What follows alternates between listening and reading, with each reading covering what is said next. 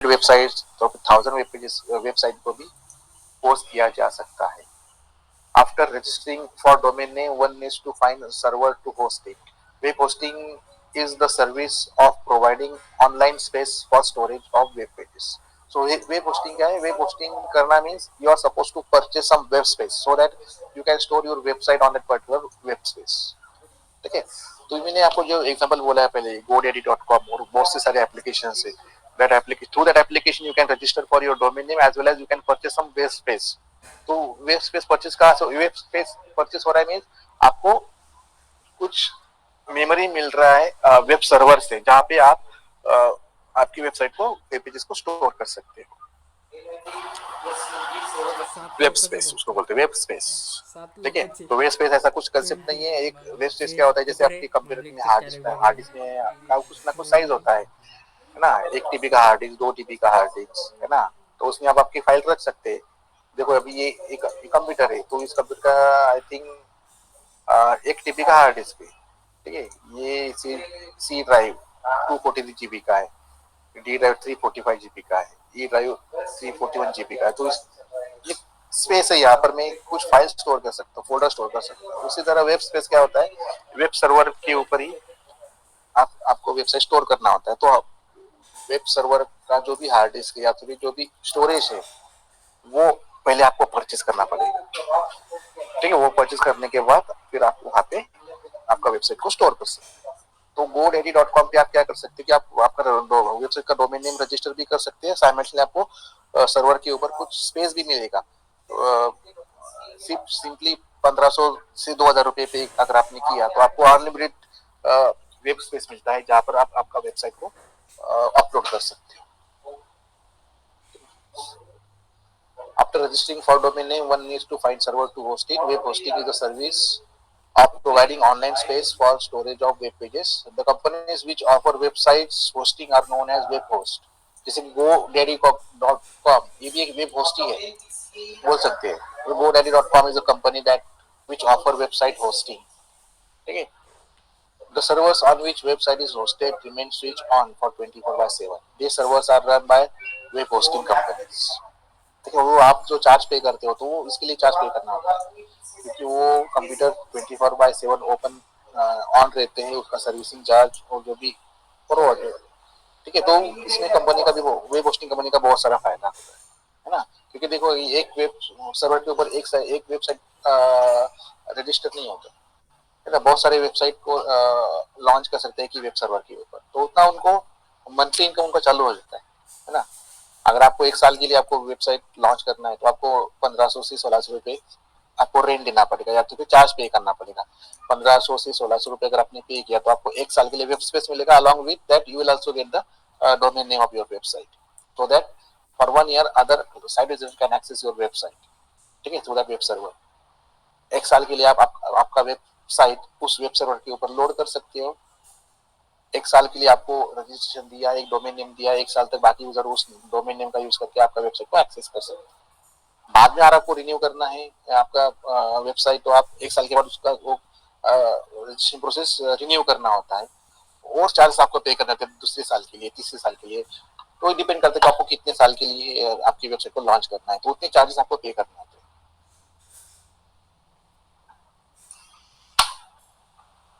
ठीक है. So first step of developing the website is register your domain name, then find the web host where you want to upload the website. तो उसमें भी types है web hosting के type. Web hosting का concept क्या है कि आपको वेबसाइट आपके सिर्फ वो वेब सर्वर पे स्टोर करना है. तो उसके टाइप से शेयर्ड होस्टिंग भी है डेडिकेटेड सर्वर भी है. Shared hosting means what in shared hosting the hosting company puts thousands of website on a same physical server. एक ही सर्वर के ऊपर थाउजेंड्स ऑफ वेबसाइट को हम पब्लिश कर सकते हैं. तो इसको बोलते हैं शेयर्ड होस्टिंग. ठीक है. तो अगर आपने आपका खुद का एक वेबसाइट बनाया है तो it is not possible for you to purchase a dedicated server. आपका एक खुद का वेब सर्वर आपको परचेस करना मुश्किल हो जाएगा. तो आप उसके लिए आपको करोड़ों रुपए खर्च करना पड़ेगा ना. तो अगर आपने वेब स्पेस ऑनलाइन अगर परचेस किया 1500-1600 रुपए में 1 साल के लिए आप वेबसाइट को लॉन्च कर सकते हो तो will go for shared hosting. ठीक है. आपका छोटा सा वेबसाइट है उसको पूरा डेडिकेटेड सर्वर देने की जरूरत नहीं है. इतना इम्पोर्टेंट नहीं है आपका वेबसाइट. तो आप ना थोड़ी खुद का एक डेडिकेटेड सर्वर करोगे आप शेयर होस्टिंग पे जाओगे हाँ, लेकिन अगर एचडीएफसी बैंक अगर आपने देखा तो उनका एक खुद का डेडिकेट सर्वर हो सकता है, वो थोड़ी ना शेयर करेंगे वो, उनका एक खुद का शेयर डेडिकेटेड सर्वर हो सकता है। गूगल.com का एक उनका खुद का एक डेडिकेटेड सर्वर है, ठीक है। गूगल.com बहुत बड़ा वेबसाइट है, तो वो उन्होंने ऐसे रेंट से नहीं लिया है सर्वर उनका वेबसाइट पब्लिश करने के लिए, उनका खुद का वेब सर्वर है गूगल.com का। उनके खुद के सर्वर पे उन्होंने वेबसाइट को लॉन्च किया है और बाकी अभी क्लाइंट उसको विजिट कर रहे हैं उस साइट को, ठीक है। उनको चार्जेस नहीं पे करने, उन्हें उनका खुद का सर्वर है, उनको मंथली या तो फिर ईयरली चार्जेस पे नहीं करना है। उन्होंने खुद का एक उनका खुद का एक सर्वर है। तो बहुत सारे जो बड़े बड़े वेबसाइट्स है, बड़े बड़े बिजनेसेस है, Amazon.com का भी एक खुद का वेब सर्वर हो सकता है। आई डोंट नो उनका खुद का वेब सर्वर या नहीं है, या उन्होंने होस्ट किया है उनका वेबसाइट किसी सर्वर के ऊपर। लेकिन गूगल ये तो कंफर्म है कि गूगल.com गूगल जो वेबसाइट उनका खुद का एक डेडिकेटेड सर्वर है, ठीक है। So with this kind of hosting single dedicated server is setup for just one customer, ठीक है। एक एक एक वेबसाइट गूगल.com वेबसाइट पूरा एक ही सर्वर के ऊपर स्टोर है, वो सर्वर बाकी दूसरे साइट्स वेबसाइट स्टोर नहीं किया है। शेयर्ड होस्टिंग है तो एक वेब सर्वर के ऊपर थाउजेंड्स ऑफ वेबसाइट्स को होस्ट कर सकते हैं। डेडिकेटेड सर्वर के ऊपर एक ही सर्वर के ऊपर एक ही वेबसाइट होता है, ठीक है।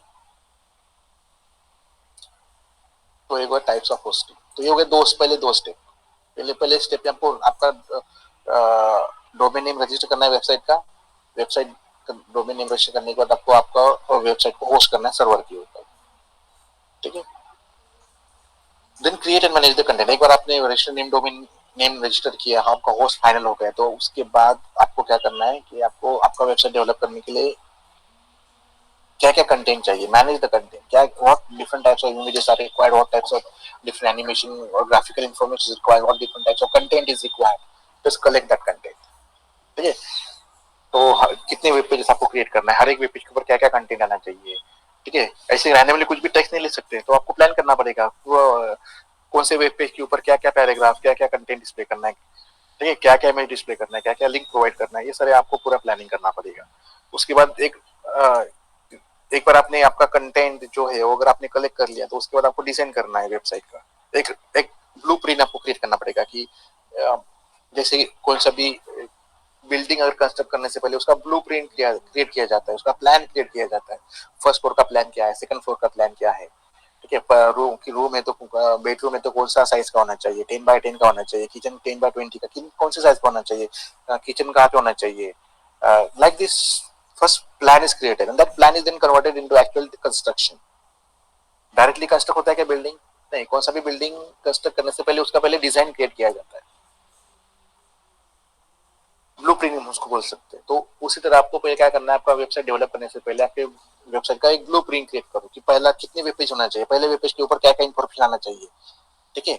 दूसरे वेब पेज के ऊपर क्या क्या इन्फॉर्मेशन आना चाहिए, वेब पेज को कैसे कौन से पेज से कहाँ पे लिंक करना है, ये इसका एक ब्लूप्रिंट बनाना पड़ेगा आपको फर्स्ट स्टेप, ठीक है। एक बार आपका ब्लूप्रिंट बन गया, डिजाइन बन गया, तो उसके बाद आपको वेबसाइट को कंस्ट्रक्ट करना है according to that blueprint. Blueprint में जैसे डिजाइन दिया है उसी तरह उसको कंस्ट्रक्ट करो, है ना। जैसे कि बिल्डिंग कंस्ट्रक्ट करने से पहले उसका डिजाइन क्रिएट किया जाता है और डिजाइन कन्वर्ट होता है एक्चुअल कंस्ट्रक्शन में।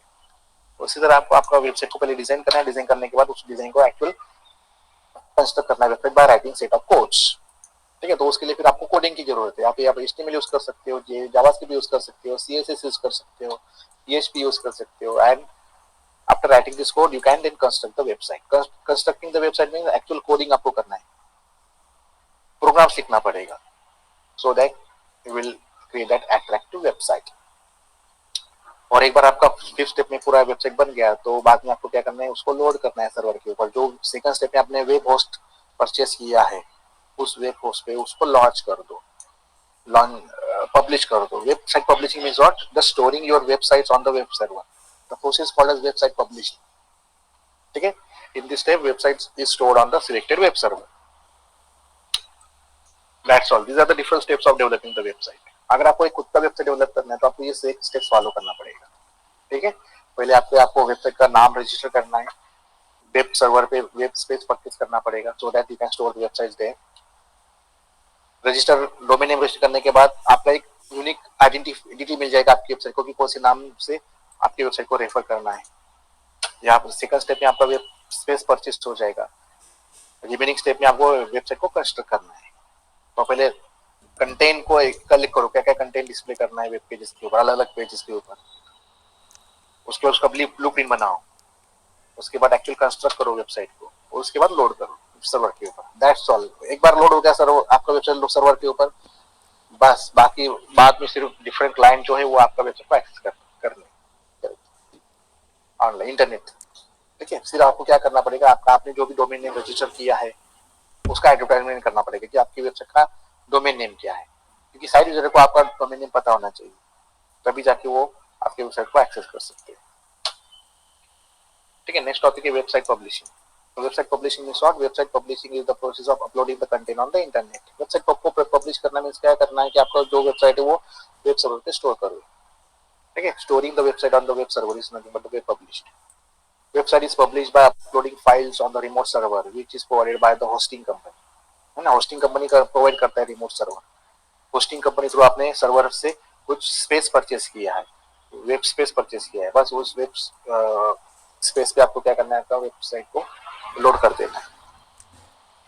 To assure the availability of the site to everyone on the web, one needs to publish the site on the web server. So unless until you publish your website on the server, no one can access your website. ठीक है, तो this is nothing but the website publishing. This is a process of uploading the content on the internet. And last topic है इस chapter का, designing effective navigation. Navigation मैंने पहले आपको बोला कि नेविगेशन क्या होता है, कि navigation through navigation visitor can go through all the web pages of the website ना। एक वेबसाइट है तो its collection of web pages, एक सिंगल वेब पेज नहीं होता है ना। Website is nothing but collection of different web pages. So अगर किसी साइट विजिटर ने आपको वेबसाइट अगर एक्सेस किया तो उसको इजीली सारे वेब पेजेस को विजिट करते रहना चाहिए। For that you must provide some sort of navigation. ठीक है, अगर आपने हाइपरलिंक्स अगर प्रॉपर्ली प्रोवाइड किया है, so that site visitor can jump from one page to other web page and that site visitor can go through all the required web pages of your website. वो process easy होना चाहिए proper, है ना। जैसे कि हम ये जो कॉलेज का वेबसाइट है या तो फिर यूनिवर्सिटी का वेबसाइट है, यहाँ पर भी इजी नेविगेशन प्रोवाइड किया गया है। ये होम पेज है, होम पेज से मैं बाकी अदर वेब पेज के ऊपर जंप कर सकता हूँ। ये क्या है, ये तो नेविगेशन है। ठीक है, अगर मुझे एनएसएस के बारे में इन्फॉर्मेशन चाहिए तो सिंपली मुझे एनएसएस के बारे के ऊपर क्लिक करना है तो मुझे एनएसएस के बारे में सारा इन्फॉर्मेशन यहाँ पे आ गया है। एनएसएस का होम पेज है, अबाउट द स्कीम, एनएसएस के बारे में क्या क्या है। ठीक है, एडवाइजरी कमेटी यूनिवर्सिटी लेवल पे क्या कौन कौन सा है एनएसएस का, डायरेक्टर कौन है एनएसएस का, है ना। Prabhakar Desai, director national service scheme NSS. ठीक है, गाइडलाइंस उसके दिए यहाँ पर, एनएसएस यूनिट क्या क्या है, ट्री प्लांटेशन प्रोग्राम कब किया गया था, उसकी फोटोज पिक्स सब यहाँ पे दिया है। ठीक है, सो एनएसएस का वेब पेज है। तो ये तो नेविगेशन है ना, यहाँ पे एनएसएस के पेज का नेविगेशन दिया है। तो इजिली अगर एडमिशन की प्रोसेस में मुझे जाना है तो मैं सिर्फ एडमिशन वाला वेब पेज ओपन हो गया, देखो यहाँ पर मुझे एग्जामिनेशन पे जाना है तो सारे ये एग्जामिनेशन का इन्फॉर्मेशन आ गया यहाँ पर। तो यानी उन्होंने क्या किया यहाँ पर, सारा नेविगेशन जो है प्रॉपरली दिया है। ठीक है, यहाँ से मैं डायरेक्टली शेड्यूल की वेब पेज पे जा सकता हूँ, तो ये नेविगेशन है। ठीक है ना, you should provide a easy navigation so that it become easy to site visitor to navigate your website. Okay, navigation all about the links you provide to enable people to move between the different parts or pages of the website. है ना, navigation through visitors website के different pages को visit कर सकते हैं, जो भी उसको चाहिए।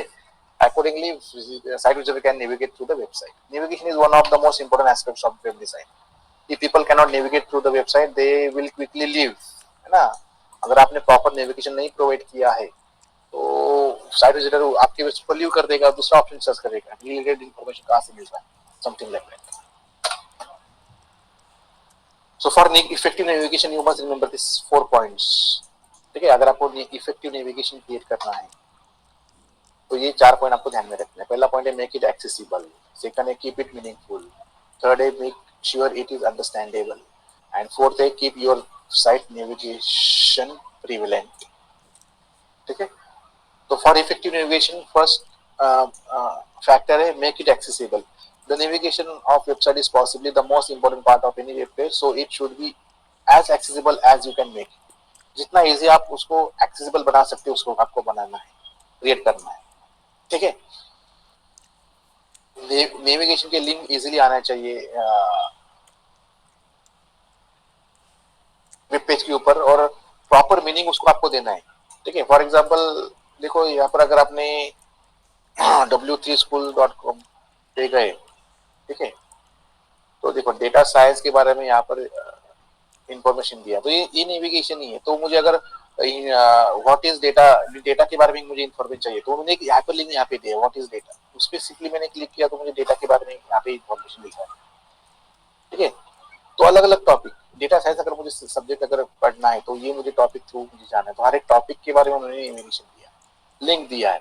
तो यहाँ पे इस लिंक पे अगर मैंने क्लिक किया तो मुझे डेटा फ्रेम के बारे में नॉलेज मिलेगा। ठीक है, एचटीएमएल में गए तो एचटीएमएल का हेडिंग क्या है, हेडिंग टैग के बारे में मुझे इन्फॉर्मेशन है, तो I will click on this HTML heading. Easily understandable है कि ये लिंक किसके बारे में है, तो हेडिंग टैग के बारे में यहाँ पर इंफॉर्मेशन दिया है, उसका ऐसा उसका मीनिंग है, H1 to H6 से हेडिंग टैग होते हैं, है ना। तो ये हेडिंग टैग के बारे में सारा इंफॉर्मेशन आपको यहाँ पे मिल जाएगा। इस वेब पेज के ऊपर आपको लिंक्स के बारे में इंफॉर्मेशन मिल जाएगा, HTML links, how to create hyperlink, so A tag, anchor tag का यूज करके इंफॉर्मेशन यहाँ पे दिया हुआ है ना। तो ये कितना इजी है देखो ये नेविगेशन एक्सेस करना। ठीक है, keep your navigation meaningful, make the links clear, make sure it is understandable. If you want to use images for your navigation, make sure that there is some text associated with them, है ना। आप navigation के लिए आप link create करने के लिए आप इमेज के ऊपर भी लिंक दे सकते हो, ऐसा नहीं कि सिर्फ टेक्स्ट के ऊपर आप लिंक दे सकते हो, you can use link as a hyperlink as well. Okay, so as and when required, you can use images as a hyperlink. So in that situation, you must assign a text associated with the images so that सारे user को easily understand हो जाएगा कि वो link किसके बारे में है। ठीक है, एंड लास्ट है keep your site navigation privilege, navigation should appear on every page of site. हर एक वेब पेज के ऊपर आपको नेविगेशन देना है। ऐसा नहीं कि मैंने एक पेज से दूसरे वेब पेज के ऊपर जंप किया, सपोज विजिट किया, लेकिन वो दूसरे वेबसाइट के ऊपर एक भी हाइपरलिंक नहीं है, तो मैं उस वेब पेज बाकी वेब पेज कैसे जा सकता हूँ। There should be a facility on each and every web page so that I can jump from one page to another web page. एक ही वेब पेज के ऊपर आपको नेविगेशन दिया तो वो भी फिजिबल नहीं है। आपको क्या करना है, हर एक वेब पेज के ऊपर प्रॉपर नेविगेशन प्रोवाइड करना है so that it will be possible for the site visitor to go from one page to any other page. ठीक है, और जिस करंट वेब पेज पे हो आप उस पेज से उस वेब पेज से भी आपको दूसरे वेब पेज के ऊपर इजीली जाते आना चाहिए। इतना इजी आपको वो नेविगेशन प्रोवाइड करना है। That's all, these are the topics about effective navigation. Thank you. ठीक है, so this is last topic कि how to make effective navigation guideline यहाँ पे दिया है। ठीक है, so here we complete with this chapter number 2। यहाँ पे आपने सिर्फ थ्योरी कांसेप्ट सीखा है, related with the website design. Website, effective website को कैसे डिजाइन करें, इफेक्टिव वेबसाइट को कैसे डेवलप करें, इफेक्टिव वेबसाइट को कैसे पब्लिश करें वेबसाइट के ऊपर, यही कांसेप्ट आपको सीखना था इस चैप्टर में। तो here we complete with chapter number 2 as well as here we complete with chapter our whole syllabus of for HTML, CSS and JavaScript. Okay, today itself I will post this notes on the group for chapter number 2। बाकी chapter के notes तो आपको online ही मैंने आपको access करने के लिए बोला है ना। जैसे HTML का नोट्स है तो आपको क्या करना है, सिंपली विजिट करना है w3schools.com। यहाँ पे आपको हर एक टॉपिक का नोट्स मिल जाएगा। CSS का नोट्स चाहिए तो CSS पे जाओ, जावास्क्रिप्ट का नोट्स चाहिए तो जावास्क्रिप्ट पे जाओ, सारे नोट्स अवेलेबल है। हाँ, हालांकि आपके सिलेबस में पूरा का पूरा नहीं इंक्लूड है, जितना सिलेबस आपके सिलेबस में उतने आपको रेफर करना है नोट्स के लिए। ठीक है, HTML CSS जावास्क्रिप्ट नहीं हमारे सिलेबस में इंक्लूड है। चैप्टर नंबर 2 थ्योरी चैप्टर है, तो ये यहाँ पे नहीं मिलेगा आपको W3 स्कूल्स में, तो मैं आपको ये नोट्स प्रोवाइड करने वाला हूँ PDF फाइल। ठीक है, any doubt students in this today's topic? Any doubt? Yes और no? Just reply no sir. Okay, तो यहाँ पे मैं डिक्लेयर करता हूँ कि हमारा सब्जेक्ट का सिलेबस हो चुका है 100%। ठीक है, टोटल 5 चैप्टर्स है। ठीक है, पहला चैप्टर था हमारा इंट्रोडक्शन टू वेब टेक्नोलॉजी, वहां पर आपने सीखा basic terms use in web technology, what is internet, what is website, what is web page, what is web server, what is web browser. ठीक है, then client server architecture, then different HTTP protocols, FTP protocol, ये theory classes आपने chapter number 1 में सीखा है। ठीक है, chapter number 2 अभी आपने कंप्लीट किया, जो हमने पहले पेंडिंग रखा था चैप्टर नंबर 2 क्योंकि हमको प्रैक्टिकल स्टार्ट करना था और chapter number 3, 4 and 5 base are base on the practical. So हमने चैप्टर नंबर 2 स्किप करके डायरेक्टली चैप्टर नंबर 3 से स्टार्ट किया था।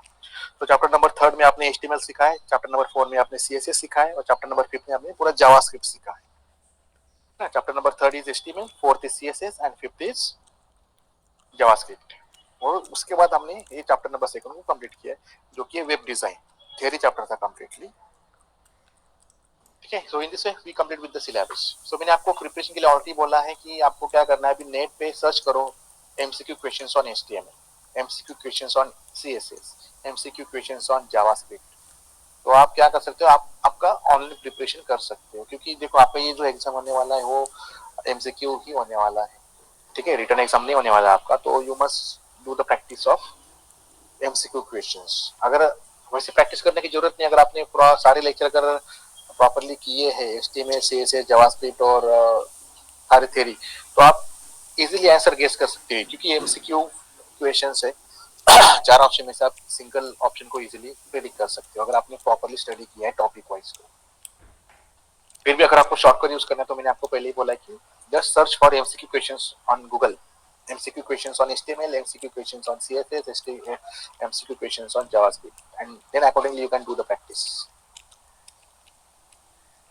ठीक है, वैसे प्रैक्टिकल एग्जाम तो हमारा हो चुका है, अभी सिर्फ आपका इंटरनल एग्जाम भी हो चुका है, आपका सिर्फ थ्योरी का एक्सटर्नल एग्जाम बाकी है जिसका टाइम टेबल आएगा, जल्दी ही आएगा, and accordingly you are suppose to give your final examination, online university examination.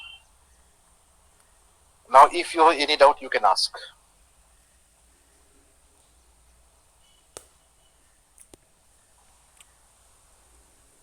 Yes, students, any doubt?